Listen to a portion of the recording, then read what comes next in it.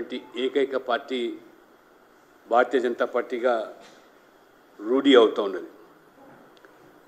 నిన్న ఓటర్ల మూడు చూసినట్టయితే మొత్తం రాష్ట్రం నుంచి కూడా అందిన సమాచారం మేరకు ప్రధానమంత్రిగా మోదీని గెలిపించాలనే ఒక పట్టుదలతో పల్లెల్లో కూడా పేద వర్గాలు ముసలి వాళ్ళు సైతం కూడా ఏకపక్షంగా పార్టీలన్నిటినీ కాదని మోదీ వైపు మొగ్గు చూపినట్టుగా మాకు స్పష్టమవుతున్నది. పోలింగ్ పర్సంటేజ్ కూడా అది సానుకూల పరిణామంగానే మేము భావిస్తూ ఉన్నాం. మొదటిసారి ఎన్నికలన్నీ కూడా మోదీ పట్ల ప్రో ఇన్కంబెన్సీ ఒక ఓటు నిర్మాణం కావడం, సహజంగా 2 పర్యాయాలు ప్రభుత్వం కొనసాగిన తర్వాత ఏదైనా ప్రభుత్వానికి యాంటీ ఇన్కంబెన్సీ ఉండాలి. కానీ మోదీ గారు చెప్పినవన్నీ కూడా చేశాడని, చేయగలిగినవి మాత్రమే చెప్పి చూపించాడని కాంగ్రెస్ మాదిరిగా ఓట్ల కోసము గ్యారంటీలు ఉచితాల పేరు మీద ప్రలోభపెట్టే వ్యక్తి కాదు. ఈ దేశాన్ని అభివృద్ధిలో తీసుకుపోయగలిగినటువంటి సత్తా ఉన్న నాయకుడిగానే ప్రజలు భావించి వారు ఏకపక్షంగా మోదీ వైపు మొగ్గు చూపారు. మొత్తం దేశవ్యాప్తంగా 4 ఫేజుల్లో జరిగినటువంటి ఎన్నికల్లో బీజేపీ ఎన్డీఏ కూటమి ఖచ్చితంగా 370 సీట్లు బీజేపీ, ఎన్డీఏ 400 సీట్లు సాధించే దిశగానే ఇది రూఢీ అవుతూ ఉన్నది. ఈ పార్టీకే భారతీయ జనతా పార్టీకి మెజార్టీ ఈ 4 ఫేజుల్లో కూడా స్పష్టంగా సాధించామనేటువంటి సమాచారం అందుతుంది. కాంగ్రెస్ పార్టీకి ప్రతిపక్ష హోదా కూడా దక్కలేని పరిస్థితి మళ్ళీ నిర్మాణం కావడం,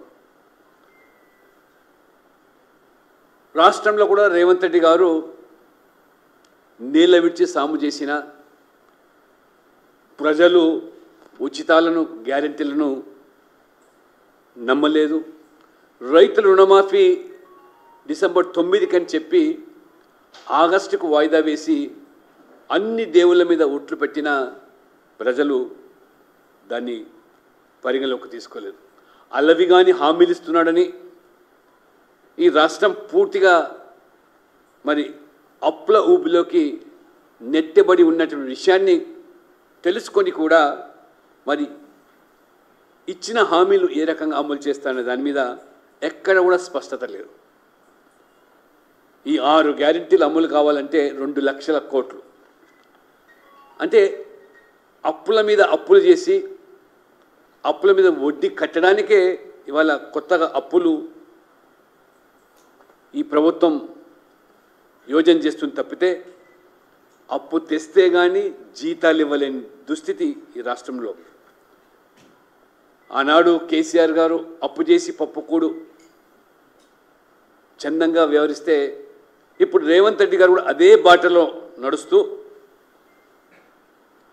ప్రభుత్వం ఏర్పడిన 5 నెలల్లోనే 16,000 కోట్లు అప్పులు చేసి ఈ రాష్ట్రాన్ని అప్పుల కుప్పగా మార్చి కాంగ్రెస్ అసలు ఈ రాష్ట్రాన్ని ఏమి చేయదలుచుకున్నదో, కొత్తగా ఏర్పడిన రాష్ట్రము తెలంగాణ రాష్ట్రం ఏర్పడితే మరి గుజరాత్తో పోటీ పడేటువంటి అవకాశాలు ఉన్నప్పటికీ కూడా వీళ్ళ యొక్క అనాలోచితమైనటువంటి చర్యల వల్ల కేవలం ఓట్ల కోసం ఈ తెలంగాణ రాష్ట్ర అభివృద్ధిని పన్నంగా పెట్టి రాష్ట్ర ఆర్థిక వ్యవస్థను బలోపేతం చేయకుండా దానికి కావాల్సినటువంటి నిర్ణయాలు ఏమీ తీసుకోకుండా ఖజానాపై భారం పడే విధంగా అప్పులు పెరిగేలా నిర్ణయాలు తీసుకుంటుంది.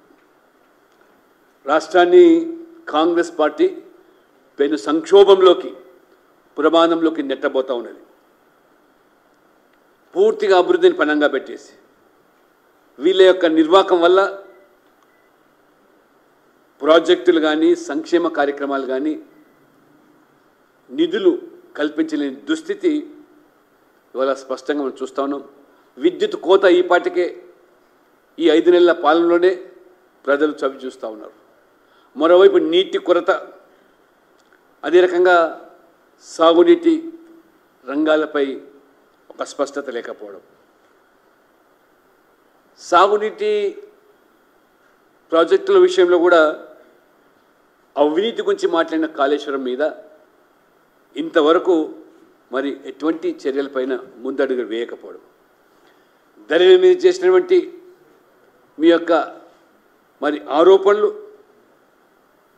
ఆ ధరణి సమస్యలు పరిష్కారం చేసేదానికి కూడా ఒక్క అడుగు కూడా ఆ దిశలో ముందుకు వేయకపోగా పైపెచ్చు ఆ ధరణిలో పాల్పడ్డ అవినీతి పరులను కాంగ్రెస్ చేర్చుకొని పునీతులుగా మార్చేస్తూ ఆ యొక్క ధరణిని కూడా అటకెక్కించే పరిస్థితి. మద్దతు ధర 500 బోనస్సు, మరి ఇవాళ చూసినట్టయితే కొనుగోలు కేంద్రాల వద్ద ధాన్యపు రాసులు పోగుపడుతున్న ఇవాళ కొనుగోలు కూడా ప్రభుత్వం సరిగా చేయలేకపోవడం. ఇక బీఆర్ఎస్ గురించి అది చచ్చిన పాము, ఎంత వారు జాకి బట్టి లేపాలని ఆ యొక్క మరి కారు ప్రయత్నం చేసినా కారు గ్యారేజ్ నుంచి బయటకు వచ్చే పరిస్థితి లేదు. స్క్రాప్లో కూడా ఇవాళ అమ్మే పరిస్థితి కూడా లేకపోతుంది. కాబట్టి వీరు ఎంత డబ్బు ఖర్చు పెట్టినా కుప్పిగింతలేసినా ఒక్క సీటు కూడా గెలిచే పరిస్థితి ఈ రాష్ట్రంలో మరి ప్రస్తుత పరిణామాలు స్పష్టం చేస్తూ ఉన్నాయి. ఎందుకంటే ప్రజలు కూడా 10 ఏళ్ళు మోసపోయినాం ఈ కుటుంబం పట్ల. కేసీఆర్, కేటీఆర్, హరీష్ రావు, కవిత వారి నిర్వాహకం వల్ల రాష్ట్రం అధోగతి పాలైందని, అందుకనే వారు మరి ఈ యొక్క ఎన్నికల్లో కనీసమైనటువంటి ఒక్క సీటు కూడా గెలవకుండా డిపాజిట్లు దక్కించుకోవడమే గగనంగా మారిన పరిస్థితి. అందుకనే భవిష్యత్తు తెలంగాణలో చాలా స్పష్టత. రాజకీయంగా బీజేపీ ఒక శక్తివంతమైన పార్టీగా 2 పార్టీలకు ధీటుగా ఇవాళ ఎదుగుతున్నది కాబట్టి 2 పార్టీలను మించి ఇవాళ పార్లమెంట్ సభ్యులు గెలవబోతున్నారు కాబట్టి ఈ 2 పార్టీలకు కుట్రపూరిత చర్యలు భవిష్యత్తులో బీఆర్ఎస్ కాంగ్రెస్లో విలీనం కావడం ఖాయమైంది. తెలంగాణ ఏర్పడినప్పుడే కేసీఆర్ కుటుంబం అంతా కూడా పోయి సోనియా గాంధీని ఏకరంగా మోకరిల్లలో కుటుంబ సభ్యులంతా కూడా ఆనాడే కాంగ్రెస్లో విలీనం చేస్తామని చెప్పినటువంటి మరి కేసీఆర్ గారు మాట మార్చి అధికార దాహంతో మరి విడిగా పోయిన విషయం ఈ తెలంగాణ ప్రజలు మర్చిపోరు. అందుకనే భారతీయ జనతా పార్టీ ఎదుగుదలను చూడలేక సహించలేక కాంగ్రెస్ పార్టీ టీఆర్ఎస్ 2 కూడా మరి నిలవరించేటువంటి ప్రయత్నాలు ఈ ఎన్నికలు చేసినప్పుడు కూడా పరోక్షంగా ఒకరికొకరు సహకారం అందించుకొని బీజేపీ అడ్డుకునే ప్రయత్నం చేసిన ప్రజలు వాటిని ఖాతరు చేయకుండా వాటిని తొలగించి మోదీ మోదీ మోదీ ఈరోజు ఓటింగ్ సర్లే స్పష్టం చేశారు. కాబట్టి ఈ బీఆర్ఎస్ కూడా నాయకులు తమ అక్రమ సంపాదనని కాపాడుకోవడానికి ఈ అవినీతి పరుల మరి కూటమిలో చేరడమో కాంగ్రెస్లో విలీనం కావడమో ఖాయం. ఇవాళ మనం చూస్తూ ఉన్నాం. ఇవాళ కేజ్రీవాల్ కానీ శిబు సోరెన్ కానివ్వండి లేదా అవినీతికి పాల్పడ్డ నాయకులు ఏ రకంగా జైల్లో మొక్కుతున్నారో, అందుకనే జైల్లో ఉన్నటువంటి ఈ నాయకుల కూటమే అది ఇండి కూటమి కాబట్టి ఒకరికొకరు రక్షణ కవచంలా మరి మోదీ గారి యొక్క నల్లధనాన్ని, అక్రమ సంపాదనను లేదా ఈ యొక్క కుంభకోణాలను అడ్డుకునేటువంటి మోదీని ఏ రకంగా ఎదుర్కోవాలంటే అవినీతి పరులు ఏకం కావాలనేటువంటి ఏకైక లక్ష్యంతో వీరు ఒక కూటమిగా ఏర్పడ్డారు. ఆ కూటమిలో ఖచ్చితంగా బీఆర్ఎస్ చేయడం లేదా కాంగ్రెస్లో విలీనం కావడం ఖాయమని, అందుకనే మరి ప్రజలు తెలంగాణలో కూడా ఆగస్టులో ఈ రైతు రుణమాఫీ పేరు మీద దేవుళ్ళ మీద ఒట్లు పెట్టి అది కనుక రేవంత్ రెడ్డి దాన్ని అమలు చేయకపోయినట్టయితే ఆగస్టు సంక్షోభం కూడా తప్పదనే విషయాన్ని ఇవాళ ప్రజలు చర్చించుకుంటున్నారు. కాబట్టి ఎన్ని రకాలైనటువంటి వీరు విన్యాసాలు చేసి ప్రజలు తప్పుదో పట్టించడానికి మోదీ యొక్క మరి ఈ యొక్క ప్రపంచనను ఎదుర్కోవడానికి సమాజాన్ని నిత్యనంగా చీల్చేటువంటి కుట్రలు, రిజర్వేషన్లు, రాజ్యాంగం అని పదే పదే పదే రాహుల్ గాంధీ నుంచి మొదలుకొని రేవంత్ రెడ్డి వరకు చివరికి ఫేక్ వీడియో తయారు చేసి మరి ఈ యొక్క ఫేక్ సీఎంగా పేరుగాంచిన రేవంత్ రెడ్డి చేసినటువంటి దాంట్లో కూడా ప్రజలు కించిత్తు కూడా ఈ వర్గాల్లో మరి విశ్వసించలేదు.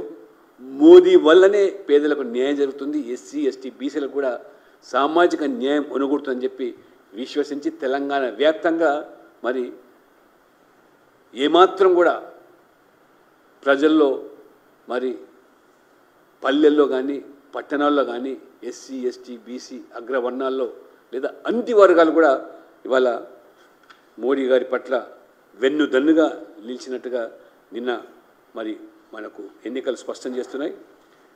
వారు ఒక ఆదివాసీ మహిళను అడ్డుకోవడానికి రాష్ట్రపతి కాకుండా చేసినటువంటి కుట్రలు కాంగ్రెస్ ఆనాడు బీఆర్ఎస్ కూడా ఏ రకంగా ఆ రోజు యశ్వంత్ సిన్హాను బరిలో తీస్తే కూడా మరి మోదీ గారు బీజేపీ కలిసి గెలిపించుకున్న విషయాన్ని, అదే రకంగా ఉపరాష్ట్రపతి ఎన్నికల్లో కూడా మరి కాంగ్రెస్ అభ్యర్థి మార్గరెట్ అల్వా కూడా కేసీఆర్ గారు బాహాటంగా మద్దతు తెలిపారు. ఒక కిసాన్, ఒక రైతు నాయకుడిని ఓబీసీ సామాజిక వర్గానికి సంబంధించినటువంటి మరి ఆ వ్యక్తిని భారతీయ జనతా పార్టీ బరిలో తీస్తే ఆ రకంగా అడ్డుకున్న విషయాన్ని కూడా ప్రజలు మర్చిపోలేకపోతున్నారు. ఆ రకంగా కాంగ్రెస్ యొక్క చరిత్ర కూడా ఏ రకంగా ఎస్సీల పట్ల, ఎస్టీల పట్ల, బీసీల పట్ల చేసిన అన్యాయం, వారు అడుగడుగున రిజర్వేషన్ అడుగుకున్న వైనాన్ని, అంబేద్కర్ గారిని కూడా అవమానపరిచే చరిత్రను ఈనాటి తరాన్ని కూడా తెలవడం వల్లనే వారు కాంగ్రెస్ను నమ్మలేని పరిస్థితి. అందుకని ఈ రాష్ట్రంలో కూడా కాంగ్రెస్, బీఆర్ఎస్, మజ్లిస్ పార్టీలు ఏ రకంగా మతతత్వ రాజకీయాలు చేస్తున్నాయో ఆ రకంగా మతతత్వ రాజకీయాల్లో భాగంగానే మతపరమైన రిజర్వేషన్లు కూడా ఈ రెండు పార్టీలు కాంగ్రెస్, బీఆర్ఎస్ బాహాటంగా మజ్లిస్కి వంత పాడుతూ ఈ యొక్క మతపరమైన రిజర్వేషన్లకు వారు చేతునిచ్చిన విషయాన్ని కూడా గమనించే భారతీయ జనతా పార్టీ చాలా స్పష్టంగా మరి సామాజిక న్యాయంలో భాగంగా బీసీలకు, ఎస్సీలకు, ఎస్టీలకు కాకుండా అగ్రవర్ణాల్లో పేదలకు కూడా రిజర్వేషన్ ఇచ్చిన పార్టీ అని చెప్పి నమ్మి ఈరోజు ప్రజలు మరి ఆ రకంగా మరి మోదీకి, బీజేపీకి మరి పూర్తి మద్దతు ప్రకటించారు. మరి ఈరోజు తెలంగాణ రాష్ట్ర ఎన్నికల మేనేజ్మెంట్ కమిటీ నిర్వాహక మరి బాధ్యులుగా నేను కన్వీనర్గా ఈ యొక్క లోక్సభ ఎన్నికల్లో సహకరించినటువంటి రాష్ట్ర వ్యాప్తంగా కార్యకర్తలకు, నాయకులకు, అదే రకంగా ముఖ్యంగా మీడియా మిత్రులకు, అదే రకంగా ప్రజలు కూడా ఏ రకంగా మరి భారతీయ జనతా పార్టీని, మోదీ గారిని ప్రధానమంత్రిగా చూడడానికి మరి సహకరించిన వాళ్ళందరూ కూడా హృదయపూర్వకమైనటువంటి ధన్యవాదాలు. వారందరూ కూడా పార్టీ ఖచ్చితంగా మరి ఎన్నికల్లో ప్రస్తావించినటువంటి మరి ఆ యొక్క హామీలకు అనుగుణంగానే భవిష్యత్తులో తెలంగాణను మరి నిర్మాణం చేస్తామని చెప్పి కూడా మరొకసారి మీడియా మిత్రులు కూడా ప్రత్యేకంగా ఎలక్షన్ మేనేజ్మెంట్ కన్వీనర్గా మీ అందరికీ ధన్యవాదాలు తెలుపుతా ఉన్నాను.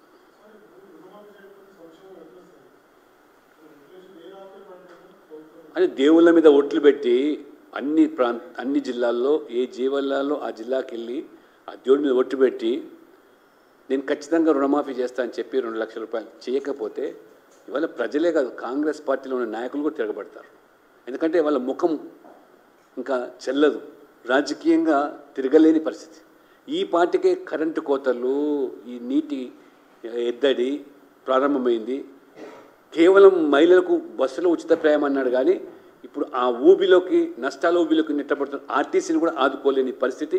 అదనపు బస్సులు కానీ 350 కోట్ల భారం కానీ ఈ ప్రభుత్వం మోయకుండా ఏ రకంగా వీరు పరిపాలన కొనసాగు, జీతాలు ఇవ్వలేని పరిస్థితి ఉంటే మరి సంకీర్ణం కాకపోతే ఏమొస్తుండే?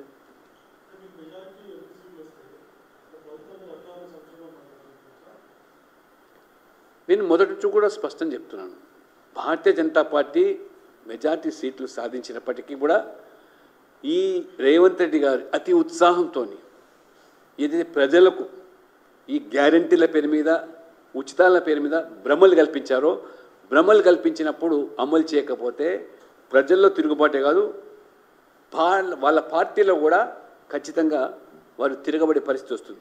కానీ భారతీయ జనతా పార్టీ భవిష్యత్తు బీజేపీది తెలంగాణలో ఎందుకు అంటున్నానంటే ఎప్పుడు ఎన్నికలు వచ్చినా ప్రజలు ఇప్పుడు బీజేపీ వైపు చూస్తున్నారు. ఎందుకంటే దేశం మొత్తం మీద కూడా కాంగ్రెస్ తుడిచిపెట్టకపోతుంది.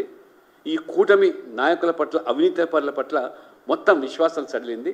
మోదీ గారు మాత్రమే ఓట్ల కోసం కాకుండా దేశం కోసం అభివృద్ధి కోసం వారు ఆ రకంగా వారు క్రెడిబిలిటీ రోజు రోజు పెరుగుతుంది. చెప్పింది మాత్రం చేయగలుగుతాడు.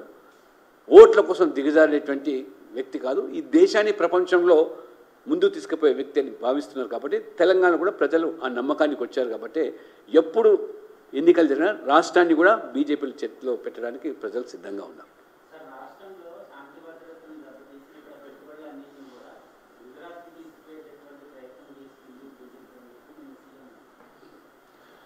సీఎం ఇవాళ గతంలో ఉన్న సీఎం ఏమో మొత్తం ఈ రాష్ట్రాన్ని అప్పుల ఊపులోకి నెట్టేసి మొత్తం ఒక చిప్ప చేతికి ఇచ్చిపోయినాడు. ఆయనే చెప్తున్నాడు నాకు చిప్ప చేతికి. ఇప్పుడు ఈయన ఏం చేస్తున్నాడు? ఆ చిప్ప చేతి పట్టుకుని తిరుగుతున్నాడు. మొన్న 16,000 కోట్లు కేంద్రం ఇవ్వకపోతే ఈ 5 నెలల పాలన కూడా ఇవాళ గగనమైపోయేది. కాబట్టి ఇవాళ నీవు ఇక్కడ పరిపాలన సజావుగా నడిపి ఒక విశ్వాసం ఇవాళ రియల్ ఎస్టేట్ భూమి ఎందుకు తగ్గింది? ఇవాళ దానికి బీజేపీకి మోదీ కారణం ఎట్లా? మొత్తం ఎక్కడికక్కడే వాళ్ళ రియల్ ఎస్టేట్ అంతా కూడా కుప్పకూలిపోయింది. ఇన్వెస్టర్స్ ఎవరు కూడా ముందుకు వచ్చే పరిస్థితి లేకుండా పోతుంది. అంటే నీ మీద విశ్వసనీయత లేకపోవడం వల్ల ఇవాళ బేసిక్ కమ్యూనిటీస్ వాటరు కరెంటు అందుబాటులో లేని పరిస్థితిలో ఏ పరిశ్రమ వస్తుంది? వ్యవసాయం ఇవాళ పూర్తిగా ఏ రకంగా కరెంటు కోతల వల్ల రైతులు పడే ఇబ్బందులు ఈ 5 నెలల్లో చవి చూశారు. మీరే అనేక సందర్భాలు చూశారు. కరెంటు ముఖ్యమంత్రి సభలో కరెంటు పోయింది. ఎన్ని రకాలుగా 5 నెలలు కాపాడాలని ప్రయత్నం చేసినా వారు ఏం చేయలేకపోయినారు. ఇంకా అసలు సినిమా వాళ్ళ కరెంటు కోతలు లేదా ఈ నీటి ఎద్దడి వీళ్ళ నీటి మాటలు అవన్నీ కూడా తేలిపోబోతుంది. కాబట్టి వారి వైఫల్యాలను ఎదుటి వాళ్ళ మీద నెట్టే ప్రయత్నం చేయొచ్చు. కానీ ప్రజలకు వాస్తవాలు తెలుసు, అర్థం చేసుకున్నారు. కాబట్టి ఇంత జరిగినా ఇవాళ ప్రజలు ఒకవైపు ఏకపక్షంగా తెలంగాణలో ఎక్కడ చూసినా ఇవాళ కొన్ని మారుమూల పల్లెల్లో బీజేపీ శాఖ లేని ప్రాంతాల్లో కూడా మోదీకి ఓటేసాం, మోదీకి వేస్తున్నామని చెప్తున్నాం. Thank you. మీ అందరు కూడా మరొకసారి special thanks for all the media persons.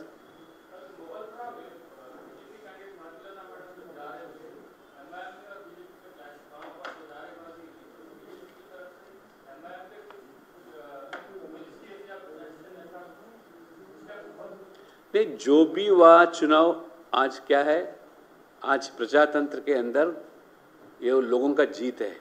कितने भी प्रयास किया गया ये हिंदुस्तान के अंदर प्रजातंत्र खतरे में है, ये संविधान खतरे में है.